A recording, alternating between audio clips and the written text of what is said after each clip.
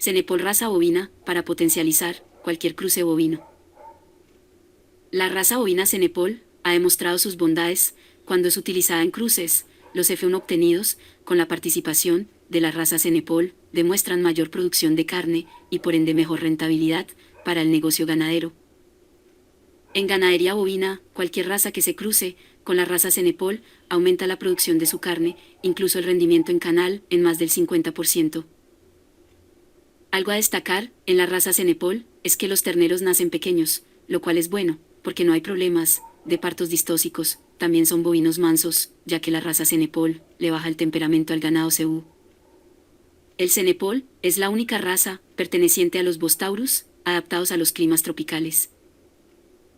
En los cruces, originados con un ejemplar de la raza Cenepol, con un cebú como el de la raza Brahman, son bovinos adaptados a cualquier condición climática adversa, con alta tolerancia a enfermedades, como tripanosoma y anaplasmosis. Estos bovinos cuentan con mayor vigor híbrido, y algo a resaltar es que son bovinos que resultan con mejor y mayor desempeño que sus progenitores. Los terneros, al momento del destete, presentan hasta 60 kilos arriba de un cruce cebú por cebú.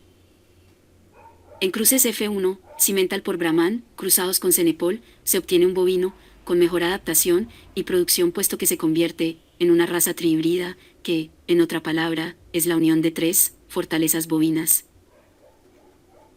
En este F1, es recomendable que la vaca madre sea cebú con un toro Cimental y que, a este F1, se cruce con la raza bovina Cenepol. La ventaja que brinda este cruce es habilidad materna y que las terneras obtenidas serán vacas con alto rendimiento en aspectos reproductivos.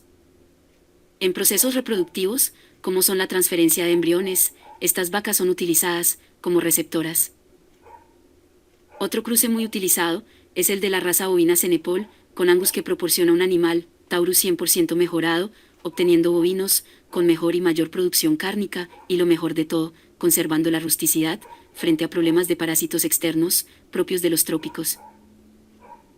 Otra ventaja que ofrece el cruce Cenepol con Angus es que los bovinos no son selectivos con los forrajes y presentan más voracidad al momento de consumir el pasto de los potreros, por lo tal no desperdician el alimento.